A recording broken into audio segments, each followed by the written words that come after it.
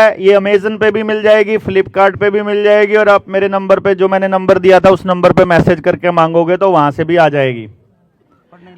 पढ़ने के लिए चाहिए तो मास्टर जी के पास मिल जाएगी। इस किताब में हमने आरबीआई के लिखे हुए दस्तावेज ही दिए हुए हैं। मैं इसका सह लेखक हूं और घनश्याम वर्मा जी इसके लेखक हैं, जिन्होंने अपनी जिंदगी में 15 से 20 साल लगाए ये रिसर्च करने में कि जो हमको दिया जा रहा है वो नोट या वो धन असली है कि नकली है। इसके लिए हमने बैंकों से कई चीजें पूछी। सबसे पहली चीज, ये 1 रुपए का नोट है, इसके ऊपर लिखा है भारत सरकार, गवर्नमेंट ऑफ इंडिया।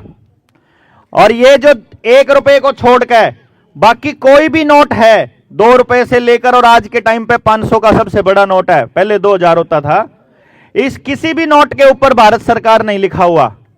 इनके ऊपर लिखा है भारतीय रिजर्व बैंक। यानी ये 1 रुपए का नोट भारत सरकार छापती है और ये 1 रुपए के अलावा बाकी सारे नोट भारतीय रिजर्व बैंक छापता है। अगर इस 500 रुपए की कीमत, इस 500 रुपए में जो सामान आता है, अगर वो इस 1 रुपए के 500 नोट इकट्ठे कर दूं, ये भी 500 हो जाएगा और ये भी 500, अगर इन दोनों 500 की कीमत बराबर हो और इनमें अगर बराबर सामान आता हो तो ये दोनों के दोनों असली माने जाए।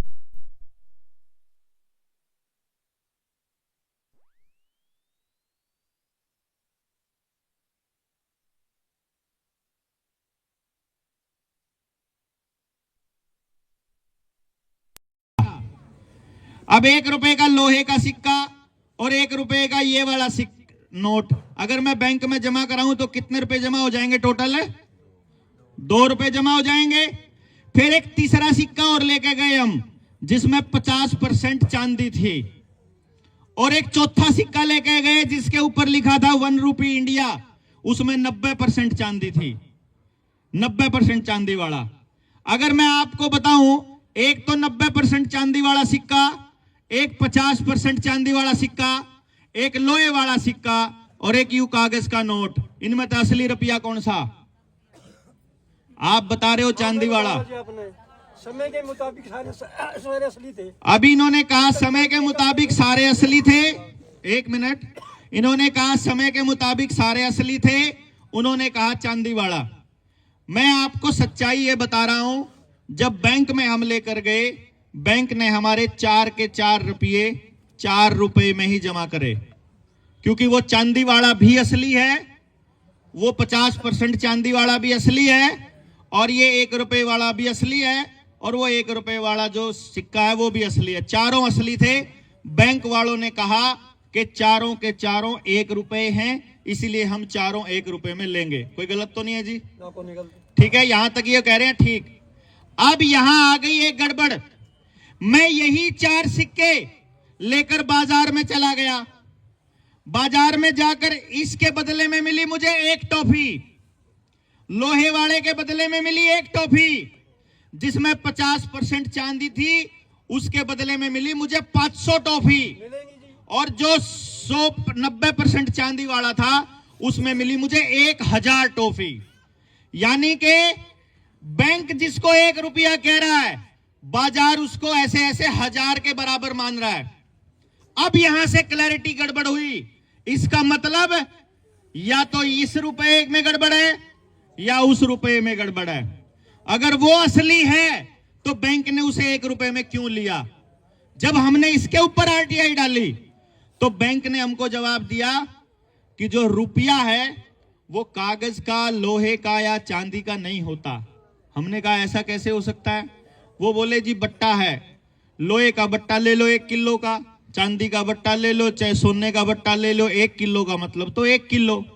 1 किलो बट्टा उसकी धातु नहीं होती, 1 किलो बट्टा उसका वजन होता है, उसका वजन उसका मानक है। ऐसे ही ये 1 रुपया इसकी धातु नहीं है, 1 रुपया इसका मान है, इसका मूल्य है। तो इसका मतलब इसका जो मापक, इसका जो मानक है वो असली रुपया है। फिर हमने पूछा वो रुपया क्या है जो इसका मानक है? इस किताब में, कहां गई वो किताब? इस किताब में हमने पूरी डिटेल में दे रखा है। भारत सरकार की जिसको हम आरबीआई कहते हैं, उस आरबीआई की आर्काइव से निकाल के दस्तावेज निकाल के ले आए और हमको उस दस्तावेजों से पता चला कि भारत के 15 रुपए का मानक है एक मोहर। मोहर का मतलब है 11.664 ग्राम शुद्ध सोना, अर्थात भारत के 1 रुपए का असली मानक है 777 मिलीग्राम शुद्ध सोना। जब ये मालूम पड़ा चला तो हमें पता चला कि जो लोन आपने हमको दिया, हमारे कागज पे लिखवा तो लिया कि हमको 6 लाख रुपए का लोन दिया, लेकिन बदले में 6 लाख रुपए नहीं दिए, हमको 6 लाख रुपए के ये बैंक नोट दिए। 6 लाख रुपए नहीं दिए, 6 लाख रुपए का बैंक नोट दिया। हमने सिर्फ इतना ही पूछा था। आज तक लगभग 2000 लोगों के आवेदन हम लगा चुके हैं और हमने बैंकों से सिर्फ इतना पूछा है कि भाई जो आपने हमको लोन दिया था सिर्फ हमको लिख करके दे दो, ये असली है कि नकली है। आप जानकर हैरान होंगे, आज तक आरबीआई या कोई भी बैंक या सरकार का कोई भी आदमी आज तक ये लिख कर नहीं दे पाया कि उन्होंने जो हमको दिया था वो असल में क्या था। यहां मोहित बैठा है, इसका घर था, सील करने के लिए कितनी बार आ लिए? 4 बार इसका घर सील करने के लिए आ लिए। 14 लाख का लोन था, 12 लाख रुपया भर दिया। देखो कमाल की बात, बैंकों का खेल। 14 लाख रुपया भर दिया, 14 लाख रुपए का लोन लिया, 12 लाख रुपया भर भी दिया और अब भी 14 लाख काट रखा है इसका ना। और बैंक और इसके प्लाट की मकान की कीमत कितनी है? मकान की कीमत 2.5 करोड़ और 2 लाख रुपए देने रह रहे और 14 लाख बना रहे और उसका मकान सील करना है। और हम सिर्फ उस आवेदन का नुकादा तुम जवाब दे दो। पहले मेरी तो खत्म हो दो, फिर मैं बताने आ रहा हूँ, बोलने आ रहा हूँ, मैं सुनने थोड़ी आ रहा। पहले बात तो पूरी हो। मैं 2 लाख रुपया और मैंने 1.5 दे दिया, 3 साल बाद में फिर मैंने आपको लाख दे दिया। बीच में बात आपको अभी जब मैंने आपको ये किताब हमने लॉन्च इसीलिए की है, जिस भी भाई को इसके बारे में पूरी जानकारी लेनी हो ना, इस किताब ने जरूर पढ़ो। उसके बाद मालूम पड़ेगा कि आपके साथ कितनी ठगी होने लग रही है। आपकी एक बैंक की ट्रांजैक्शन में 6000 गुना की ठगी हो रही है। इसका एक्सप्लेनेशन देने के लिए फिर आपके गांव में दोबारा आएंगे, जब आपका गांव चाहेगा तो।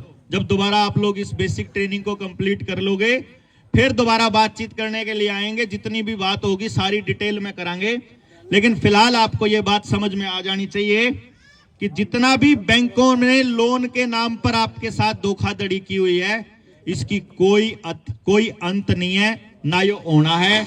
आप सबकी प्रॉपर्टियां लगभग सबकी प्रॉपर्टियां जाने वाली हैं, क्योंकि द्वारा गांव एक बार पलट के देख लो। आप चाहे किसी भी चक्कर में उलझ रहे हो, ईब जो करिए स्मार्ट मीटर लाग रहे हैं, इसका खेल क्या है मालूम है? पहली बात, ये मीटर ज्यादा चल रहे हैं, स्पीड तय। दूसरी बात, ये मीटर पुराने मीटर ठीक हैं, उसके बाद भी नया मीटर लागे, लेकिन उसके पीछे भी लाने पड़ा, बिल में जुड़कावेंगे। तीसरी बात, पहले वाले जो मीटर होया करते ना, उनको काटने के लिए, कनेक्शन काटने के लिए आपके गांव में आना पड़ा करता। उन्हें ईब कनेक्शन काटने के लिए गांव में नहीं आना पड़ता है, आधार कार्ड की गेल जोड़ रखा है। ओडी तो जुगर मोबाइल का कनेक्शन बंद हो जाए ना, बिल ना जमा कराने पे, वहीं से टक देसी लगेगा, बंद हो जाएगा। और आप सिर्फ मीटर बंद हो जाएगा। मीटर बंद होने का मतलब मालूम है? आज के टाइम पर आपकी पूरी जीवन शैली उन्होंने बिजली के ऊपर आधारित कर दी है, पूरी की पूरी। यानी आपके घर में खाने आटा भी नहीं पावे जब बिजली ना आवे तो, बाकी तो छोड़ दो आप। पानी आने का जुगाड़ नहीं बिना बिजली के, क्यों जी?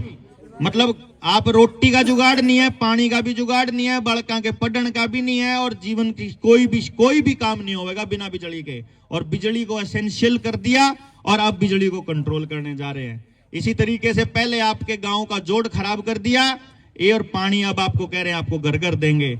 आपके गांव का जंगल कटवा दिया, आपके गांव के सारे डांगर खत्म हो गए, और अब कह रहे हैं हमने घर में गैस देवांगे पाइपलाइन के जरिए। पहले कह रहे हैं कि आप लोगों का, आपकी सारों की जमीन, जितने भी लोग खड़े हैं ना, सबकी जमीन बैंकों में गिरवी पड़ी है। जमीन की कीमत 20 लाख रुपए और मिल रहा है उसका 70,000, किसी ने 1 लाख। 20 लाख का 30 लाख का किला 1 लाख में गिरवी पड़ा है। और कमाल की बात यह है कि गांव में किसी दौरा भी उल्टा चुकाने का पैसा नहीं है। सारे देश की यह हालत है, या सिर्फ अपने गांव की बात नहीं कर रहा हूं मैं, सारे देश में। अरे बैंक में जाकर कैश लेने चले जाओ तो 10 लाख रुपया कैश नहीं पांदा। अरे जिन्हें ले रखा उस पर भी पीसा को नहीं, जिसने दे रखा उस पर भी पीसा को नहीं। ना बैंक वाला पे, ना लेने वाला पे, ना कर्जदार पे, ना कर्ज देने वाले पे, किसी पे पीसा नहीं। और कर्जे में सारा देश पड़ा है। ये बात समझने के लिए आपको ये किताब देखनी पड़ेगी। इसी के लिए आपको रुपया समझना पड़ेगा। इसी के लिए आपको अपनी व्यवस्था बनानी पड़ेगी। आपको अपने गांव की जितनी जात पात के नाम पे जितनी भी एक दूसरे के साथ टुट्टम चल रही है ना, जो आपस में एक दूसरे के साथ जो लड़ाई चल रही है, या भी खत्म करनी पड़ेगी। चाहे आज कर लियो, चाहे 10 साल पाछे कर लियो, चाहे जब सारा का ढीठ आ जाएगी जब कर लियो, करनी है पड़ेगी। या तो आवेगी, या तो ये लिए आवेंगे। आप लोग नहीं मानोगे। इनने बढ़िया लगा है, सरकार बढ़िया कर रही है। इनने जान तो सरकार की गेल। जिन्हें लगा है कि सरकार गलत कर रही है, मैं विरोध कर लो। जिन्हें लगा है कि मेरी व्यवस्था मेरे हिसाब से होनी चाहिए मेरे बच्चे की, वो अपनी व्यवस्था ने बनाने पर काम कर लो। जिन्हें लगा है कि इनकी गुलाम वाली व्यवस्था में जाना है, वो चले जाओ। किसी ने रोकने की जरूरत नहीं, किसी के धक्का करने की जरूरत नहीं। हम अपनी बात कह रहे हैं। जिसके समझ मानदा हो ठीक है, जिसका नहीं समझ मानदा हो वो भी ठीक है। उसने गलत कैसे कह देंगे, उसके दूसरे एंगल की बात समझ में आवे। भाई सेना तो दोनों की थी, ईरान तक कौरवा की थी, ईरान तक पांडवा की थी। और कृष्ण ने तो दोनों कहन तक कहा था, बोला एक कहन मैं जाऊंगा, एक कहन मेरी सेना जाओगी। ताकत तो उनने भी मिलेगी, लोग तो उनके कहन भी जाएंगे, लोग तो उनकी तरफ जाने वाले भी होंगे। तो हम यूं कैसे कह देंगे कि उनकी तरफ नहीं जाना। जिसने जय लगे, जिसने जोन सी साइड चुननी चुन लो। एक साइड मानवता की साइड है जो ये कह रही है कि हम अपनी व्यवस्था खुद बनाएंगे, और दूसरी साइड राक्षसा की है जो कह रहे हैं कि ना हमने कुछ नहीं करना, हम तो मारे काबू में रहो, जुगरा मकवानू चलते रहो। भाई आप इंसान के बच्चे हैं, हम अपने हिसाब से चलेंगे। ज्यादा चलेंगे तो परमात्मा को याद करके परमात्मा के बनाए नियमों के हिसाब से चलेंगे। किसी राक्षस के या किसी सरकार में बैठे या किसी पूंजीपति के हिसाब से नहीं चलेंगे। यह बात का हमने तय करनी पड़ेगी। मैं आपको बता देता हूँ। के अंदर आए हुए हमारा निजी गांव सांसला के अंदर जो पहुंचे हमारे डॉक्टर बलारा साहब, उनका मैं हमारे एरिया की तरफ से धन्यवाद करता हूं। आयोजक लोगों का करता हूं, माता बहनों और मेरा जो भविष्य बैठे बच्चों, बुजुर्गों, नौजवान साथियों। कई बार ऐसा बात होती है, कोई बात नहीं। एक डॉक्टर मास्टर आ गया गांव में, वो बोला कई अनपढ़ है। बोला जी एक तो झुंडू सर, एक बुंडू है और एक नथन से। बोला ये 3 अनपढ़ सिंधी पढ़ा दे। बोला ले आओ भाई। सवेरे उनकी बात करी। बोला मैं पढ़ लिया बुंडू। बोला हाँ। बोला क्या रोटी खाई थी तने सवेरे? बोला 4 है। बोला समझा ना क्या खाई थी? बोला 3। बोला क्या होगी? बोला 7। बोला भाई ये तो झुंडू तो ठीक है। फिर बुंडू ने पूछा बोला तन्ने क्या खा था? बोला भाई बन्ने तो सवेरे खा था दिवाली थी 4 पूड़े। बोला समझा ने? बोला मैंने रोटी खाई थी। बोला क्या? बोला 5। बोला क्या? बोला 9। और जो था साकी था नहीं, जो और किसी नाम तो लिया ठीक को नहीं मैं। उन्होंने बोला भाई सवेरे क्या खाई थी रोटी तेने? बोला मैंने तो खाई थी 6। बोला 6 तो सागी। अब बोला साँझ ने क्या खाई थी? बोला साँझ ने तो दलिया खा था। ये वो बेचारा बुला रहा था नहीं। बोला ठीक से तो तेरे घर आए रो तो गुल पड़े। तो भाई मेरे कहने का मतलब है बलारा साहब जैसे जो लोग आए नहीं, उनका कुछ लोगों का काम होता है देश के प्रति बताना। और ये जो चीजें हैं, आप बैंक में जाइए, बलारा साहब के पास से बात करियो। आप लोग बैंक में जाओ, आपकी कॉपी पूरी कराओ, कोई बैंक हो, 17 रुपये 50 पैसे पूछोगे केबला जी मैसेज का है। किसी भाई का ब्यों तो किसी ने कराया वीडियो देख लियो, 10 लाख रुपये बैंक में जमा कराए, 300 रुपये आ जाएगी। बोले क्या? बोले काउंटिंग का पैसा है। आप एक साल में 20 लाख रुपया का लेन देन बिना चेक कर लो, आपके कुछ जुर्माना लग जाएगा जिसका भुगतभोगी मैं हूं। और करण पर आप लोगों को बताओ ना, तो बलारा साहब कहे कौन के करे, आधार कार्ड की बात आई। मैं 28 साल की उम्र में 2000 मैं सरपंच बना 16 मार्च को। मैं आप लोगों को स्टेज के माध्यम से बिल्कुल वादा करता हूं, भगवान के छप्पर नीचे खड़े होंगे, मैंने कभी भी सरपंच होते हुए किसी भी अधिकारी को 1 रुपया नहीं दिया। ये सच्चाई, 1 रुपया नहीं दिया किसी भी अधिकारी को। और लोग कहते हैं वीडियो को बगैर दे काम लिखड़ा कौन नहीं लिखड़ा, सबसे अधिक काम कराए करने के लिए बलारा साहब जैसे जो लोग टीम आई है, इनके पीछे जो तथ्य बताते हैं उनके तो इनके सत्य है, इसलिए लगना चाहिए। आज हम कोई भी काम लेवल पर करते हैं, गोरखपुर में तो बहुत बड़ी पंचायत बुलाई थी, बट डीजे ना हो, मृत्यु भोज ना हो, उसके बाद में नशा ना हो। ये करते करते आज हमारा परिवार सिस्टम सारा जो नशे की बात बताई लग रहा है, क्योंकि बच्चा उसमें लगता है। आप लोग अचंभा मानोगे, हमारे खास तौर पर ऐसे अलग अलग जाति का सिस्टम से आ रहा है जो काम कम कर रहा है, हम बिल्कुल उसकी तरफ जा रहे हैं। यानी इसी गंदी जगह बैठ के जो चिट्टा है ना, या दारू तो लोगों का काम चल गया था, जो 3 साल की उम्र है, कितने माथा मार लिया, कितने बलार भर के इकट्ठे हो, जो कोई ना कोई मेरे भरगाएगा था पैजेस, उस तो जीव उतर जाए। लेकिन ये लोग ऐसे हैं, बिल्कुल दिन रात मेहनत करते हैं, सरकारी नौकरी छोड़ी है। तो मेरा तो यही तो सवाल है बलारा साहब, और आप एक बात बच्चों के बारे में टैलेंट का वो बता देते हैं, तुको में तासिर शोभते रंग, पुराने को आवतक बुढ़े क्या करते बा, बच्चे के पाँव तो पालन में पिछाने जाते हैं।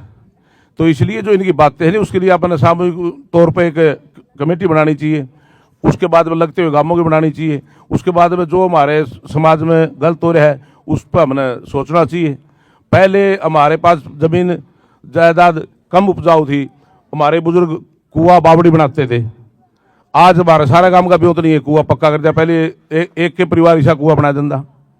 हमारे अवैध खर्चे हैं और सिस्टम है। इसलिए आप लोगों को ज़्यादा समय न लेते हुए बलारा जी मैं आपका दोबारा से धन्यवाद करता हूं, और खास तौर पर हमारे मास्टर जी का धन्यवाद करता हूं, और खास तौर पर आप लोग श्रोताओं का धन्यवाद करता हूं। जय हिंद।